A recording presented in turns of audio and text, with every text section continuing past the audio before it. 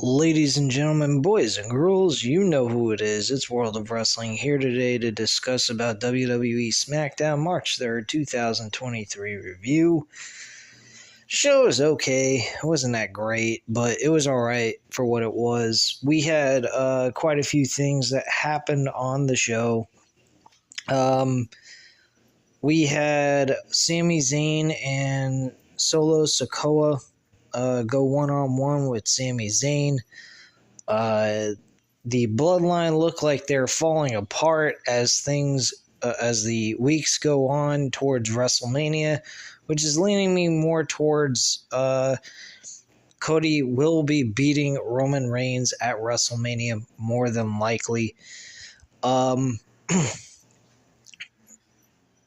Sami Zayn actually lost the match to Solo Sikoa, but ended up having the upper hand at the end of the whole entire show. Roman Reigns was found very upset with what's going on, and Roman Reigns is pointing fingers at other people in his group instead of just focusing on trying to get rid of the Sami Zayn problem. And he's also upset what's going on with Jey Uso at this point in time, not being on the show with them and being with his family. So he's upset with that. Then on top of that, we had Cody Rhodes in there on the beginning portion of the show, discussing with Roman Reigns in the middle of the ring. We finally had a face-to-face discussion. Nothing too serious. I mean, when you look at it, you had Roman Reigns go ahead and say, what do you want to talk about? Okay, you won the Royal Rumble. You got a shot at my damn championship. That's where the story ends. There is really no story to this. We keep reverting back to the Dusty Rhodes story of how Roman was trained by Dusty, and Dusty trained Seth Rollins and Becky Lynch and other well-known superstars that are in the WWE today. But that's all the story we got, is the connection that Roman Reigns has with Dusty Rhodes, Cody Rhodes' father. Cody Rhodes comes out initially to talk about this by saying, I've been known to have the impossible put in front of me. I was told I was not going to accomplish this or accomplish that, and so on and so forth. So he goes ahead and he says, and the field goal post just keeps moving further and further back for me, and I still continuously hit it through the uprights. And at WrestleMania, it will be no different. I will walk away as the new world champion. Roman Reigns goes ahead and he starts laughing, and he says, you know, it's funny. It's like as if you planned this all out, like you rehearsed the entire speech you were going to say to me. It's very funny that you say that. But have you won these championships that I got laying on the mat here? Have you won the Universal title, the WWE title? No. Okay. Have you even competed for these championships, let alone win them? Oh, no. Oh, okay. And have you ever been in the main event of WrestleMania, even? Oh, no, you haven't. Okay, well, I've done all three of those things. So, and not to mention, I've also had your old man train me, and he said all kinds of things that I'm going to be the greatest superstar in this business today. You know what he told me about you, Cody? Nothing. Not a thing. I never heard a word about you at all from your dad when he talked to me. Not one.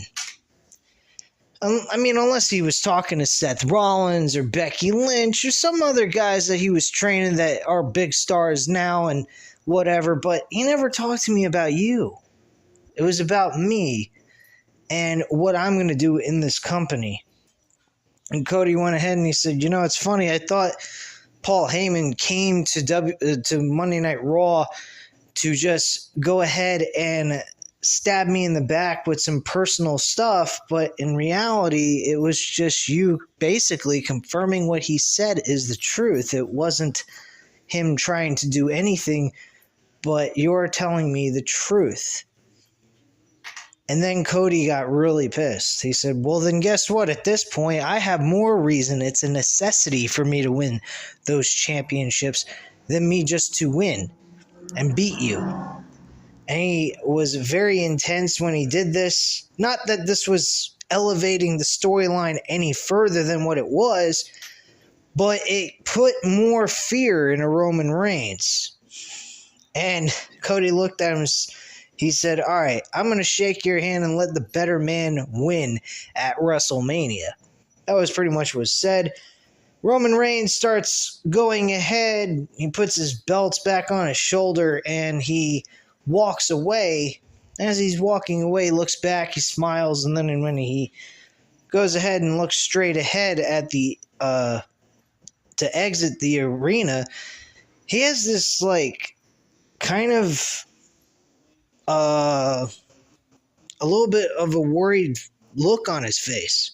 Like he knows he's got a challenge here. But when he looks at Cody, he gives him this look like he ain't worried about nothing, and he's just smiling and think the whole thing's just one big giant joke. But in reality, in the back of the mind of Roman Reigns, he's got a lot to worry about. So this was kind of good. I liked it, but it didn't really elevate the storyline.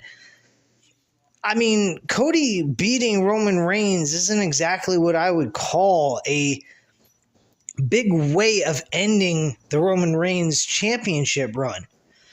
So, I don't know. I mean, it is believable that Cody could win because of what's going on in the bloodline and what Sami Zayn and Kevin Owens are doing, because they're like right down Roman Reigns' neck as well. So, there's all kinds of problems going on in the bloodline. Another good thing that happened on this show tonight was Dominic Mysterio and Rey Mysterio. That was actually good. I enjoyed this. Dominic Mysterio faced Santos Escobar. I'm not really going in order here, but Santos Escobar and Dominic Mysterio went at it one-on-one in a matchup, which was really decent and entertaining. Dominic Mysterio actually won the match by hitting a frog splash with a little bit of help from Mommy. And he gets the 1-2-3 on Santos Escobar in a very good, decent one-on-one match. Afterwards, Dominic Mysterio took the Rey Mysterio mask that was given from Rey Mysterio Santos Escobar out of respect and just basically saying he's a great luchador wrestler, and he would have liked to give him one of his masks. So he took it. And Dominic took the mask. And as he's walking up the stage, Rey Mysterio comes out. And Rey Mysterio wants the mask back. And Dominic says, first hit me in the face. Punch me in the mouth. It's like Dominic Mysterio is doing every which way possible to get his father to get pissed off enough to punch him in the mouth. Which I don't know whether to respect the kid or to dislike him. Because I guess in a way he's trying to test himself to see if he's better than his old man. Which, that's kind of a good way of finding out if you're better than your father. You got to fight your dad or what have you. I mean, that's a good way of finding out, is just brawling it out and seeing if the young lion can beat the old lion. And that's the way this storyline is. Dominic Mysterio, I think, is trying to get into Rey's head to make him want to punch his son in the mouth, but he just won't do it. So his son just goes, okay, well, fuck it.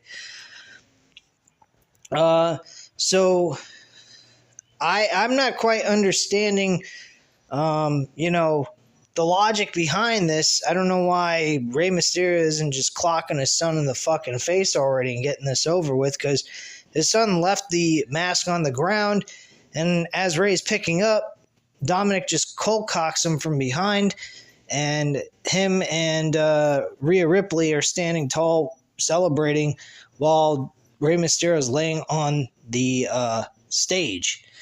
So that was pretty fucked up.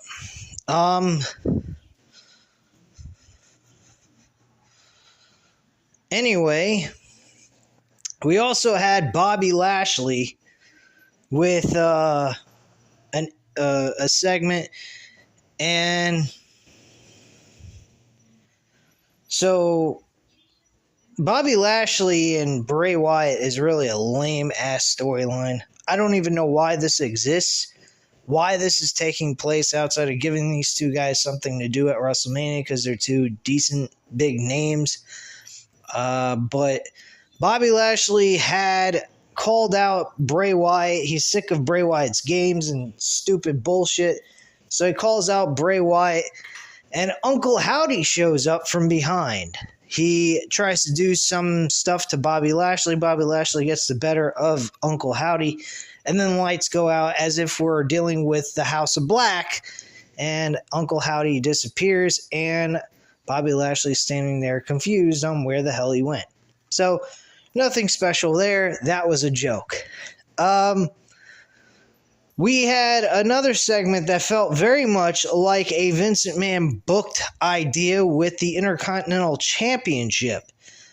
Gunther, I think later on in the show after this segment, was pretty much pointing out how he needs to have a WrestleMania opponent for his Intercontinental Championship, because at this point, this is a very prestigious championship. He's had the title for over 300 days, and he said that this title deserves a spot on WrestleMania so that he can prove he's a prestigious Intercontinental Champion and a fighting champion. I liked what he had to say there. It was very simple and straight to the point.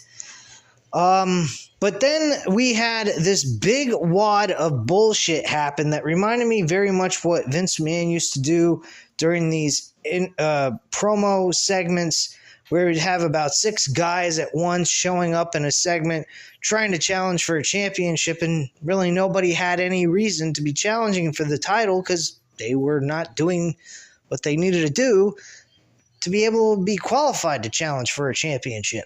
And that's what happened here. First off, we had Drew McIntyre wanting to challenge Gunther for the Intercontinental Championship. This I liked. I think this was the correct person to bring out. And then we had Sheamus coming out as well, pretty much talking back and forth, having a disagreement with each other, even though they're good friends. Sheamus said, look, man, I've been wanting to become Intercontinental Champion for 15 years since I got here. It's the one title I have not won yet.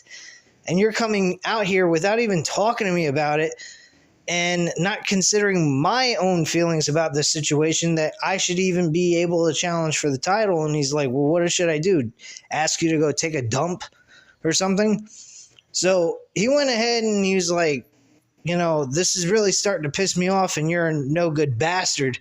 I think Drew McIntyre said to Sheamus. And this really started giving them a really dislike towards one another. This has happened before when Drew McIntyre was champion back in 2020. And out comes LA Knight. And LA Knight's being completely ignored during this segment with him coming out and doing his talk spiel. This felt Vince McMahon all over this segment. I could not stand how Drew McIntyre and Sheamus was standing there talking to each other without even a microphone up to their mouths to have us all hear what they're saying, and completely ignoring LA Knight as if he's a nobody. That is shit. And you got this guy wanting to challenge for the Intercontinental title. Not to mention he lost to Bray Wyatt, and now he has lost to Kofi Kingston, who he should have never lost to. Kofi Kingston was definitely a guy he should have never lost to in the first place. And he basically talks about how LA Knight should not be off of the LA WrestleMania card for the Intercontinental Championship. And they're completely ignoring him, not giving two flying fucks what he has to say, Sheamus and Drew McIntyre. And out comes the New Day with Xavier Woods and Kofi Kingston. I'm going to myself, what in the fuck do they have to do with the Intercontinental Championship? I have no fucking clue. So the whole thing was irrational, dumb as shit. We get Kofi Kingston talking trash to LA Knight. We have then Karrion Kross, of all people, who hasn't really done much of anything. I mean, granted, he has been on a winning streak. He would be a very entertaining aspect to an Intercontinental Championship match, but nowhere to the idea that he would actually win the IC Championship. The main focus would be Sheamus, and I think that is the guy that should win the title, but it should be a multi-man IC Championship match so that Gunther does not have to suffer the pinfall and he just loses the title without being part of the decision. That I would prefer more than anything else. Singles match, Gunther has to win. No discussion whatsoever.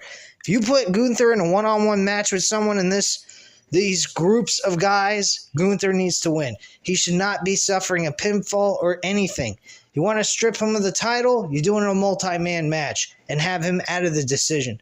That's how you're going to fucking get this over and how I'm going to actually buy into it. But otherwise, Gunther needs to stay IC champion, plain and simple. And I think the triple threat match with Drew McIntyre, Sheamus, and Gunther is the proper decision to go with at this point in time. So, the rest of it was just idiotic. You had Karrion Kross, LA Knight attacking Kofi Kingston. You got Karrion Kross doing some shit. Karrion Kross looked, at the end, the last man standing in all of this. Well, no, not really. I believe Sheamus did something to Karrion Kross. He got thrown out of the ring, and Drew McIntyre went ahead and did a flying flip from inside the ring onto the floor, and did some crazy shit, doing a leap out of the ring and onto the floor. So that's basically what happened there. I don't know. I did not particularly care for this segment that much. Outside of Drew McIntyre, Sheamus, that's where this whole thing should have ended. We shouldn't have had LA Knight looking like a fucking bum, being ignored by Drew McIntyre and Sheamus. We should have just had these two, Sheamus and Drew McIntyre, having a full-out explosion between the two of them and being upset with one another, and that's it. Not seeing Kofi Kingston, Xavier Woods, LA Knight, and Karrion Kross showing up for this entire segment. This was a complete waste of time. There ain't nobody in their right mind believes that anybody from this group outside of Drew McIntyre and Sheamus should be challenging Gunther for the IC Championship. Plain and simple. This was a fucking joke. Did not like it whatsoever. We had Rhea Ripley going one-on-one with Liv Morgan tonight. This was actually a decent match. It was given a good amount of time on the show. Rhea Ripley, though, unfortunately was able to well, she should have, went over on Liv Morgan. We saw no Charlotte Flair here tonight. Not that I don't think anybody will complain about that, but she is the champion. She is being challenged by Rhea Ripley, and we got no build. None. Just a past history of these two facing each other in 2020, and that is it. We don't have any altercation, no face-to-face interaction again, nothing. This was a complete bust. This whole entire matchup is just a match booked for the sake of booking because she won the Royal Rumble. That's it. That's all the fuck this is. This is a joke. Very bad booking creatively by WWE here. I don't know if this is Triple H's fault, Vince McMahon's fault, or both. I don't really give a flying fuck whose fault it is. This is WWE's fault overall as a whole. I don't give a shit. There is no excuse why we shouldn't have seen Charlotte Flair doing something to help boost this rivalry between these two even more. We're getting nothing. It's flat as shit. All we got is one layer of storytelling, and that's past history in 2020 and a fucking Royal Rumble winner through Rhea Ripley. That's it. And Charlotte Flair's the champion on Smackdown for the 14th fucking gazillionth time. Big freaking deal. Who gives a shit? And the last thing I forgot to mention on this, I guess, average SmackDown episode was we had Shayna Baszler versus Tegan Nox in a one-on-one matchup with Natalya in Tegan Nox's corner, And Ronda Rousey had her arm fucked up with by, I believe, Tegan Nox. So Tegan Nox was going one-on-one with Shayna Baszler and ends up losing this match in a very piss-poor matchup that I could give two shits less about and don't care. Not one fucking thing. So that was pretty much the overall basis of this entire show. It wasn't exactly the greatest show in the world, but it was decent nonetheless. It was doable, and it was nowhere near a Monday Night Raw episode. From what I heard, it was absolute fucking trash, which I will not be reviewing. I'm not going to go back and watch it anyway. I may go back and watch it for the sake of watching it, but otherwise, I don't give two flying fucks about it. Because it did not seem like a show to sit through for 3 whole hours, and I got more things to do in my life than sit there and watch a boring ass Raw episode and bitch and complain about it, when tonight I watched a Smackdown episode that was somewhat decent and was bearable to sit through. But overall, I could have cared less to miss this show as well. But I liked the Sami Zayn ending to the show. I thought that was good. Roman Reigns throughout the entire night, pretty much panicking, getting a little bit more stressed out. We're seeing the pressure building on Roman Reigns, which is great. Cody Rhodes having some kind of build here with Roman Reigns, but honestly, I don't really see him as the suitable guy to go over on Roman Reigns. I think Sami Zayn was the perfect person to do that, but the star wasn't aligned at the time for this to happen. Just my personal opinion here. Especially with it being at the Elimination Chamber, I don't think that was the right time to have Roman Reigns lose the championship. If Sami Zayn could have been placed in the WrestleMania match, that would have worked out even better, but hey, it is what it is, I guess. And that's all I can say about that. But anyway, guys, that's all I have to say at this time. If you liked the video, go ahead and hit that like button. I greatly appreciate it. Hit the subscribe button if you're not already subscribed to the channel. And leave a comment down below, and I'll definitely get back to you on that. I thank you guys very much for watching, and have a great night, guys. Bye.